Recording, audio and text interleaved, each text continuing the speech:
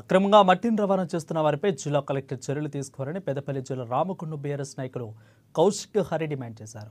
ఈ మేరకు అంతర్గ మండలం ముర్మూరు గ్రామ శివారులో గత ఏడాది నిల్వ చేసిన మట్టిని ఎలాంటి అనుమతులు లేకుండా కొందరు అక్రమంగా రవాణా చేస్తున్నారని ఆరోపించారు.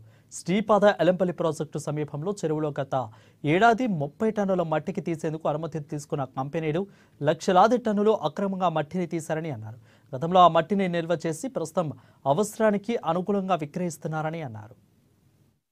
మండలం ముర్మూరు గ్రామంలో శ్రీపాద ఎల్లంపల్లి ప్రాజెక్టులో ఉన్నటువంటి ముర్మూరు చెరువుల గత సంవత్సరం మే నెలలో వారం రోజుల కోసం ఒక 3000 టన్నుల కోసం 2 ఏజెన్సీలకు పర్మిషన్ ఇచ్చారు మట్టి తీసుకుపోవడానికి. తర్వాత 12,000 టన్నులకు పర్మిషన్ తీసుకున్నారు. ఆ 12,000 కూడా ఎక్కువైనందున వాళ్ళు దానికి దండగా కట్టి పెనాల్టీ కట్టి తీసుకోవడం జరిగింది. ఆ తీసినటువంటి మట్టిని పక్కపొంటి ఒక పెద్ద డంపులాగా తయారు చేసి తర్వాత దాని మీద ఆక్షేపణలు వచ్చిన తర్వాత అందరు కంప్లైంట్ చేసిన తర్వాత దాన్ని కొలిసి ఎంక్వైరీ చేసి సర్వే చేస్తే దాదాపు 1,50,000 మెట్రిక్ టన్నుల వరకు ఉండేటువంటి కుప్పగా చేరింది.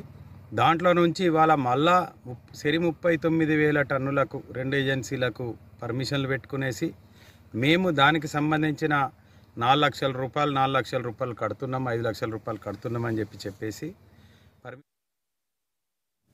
సిరిసిల్ల జిల్లా మల్కపేట రిజర్వాయర్లో బీజేపీ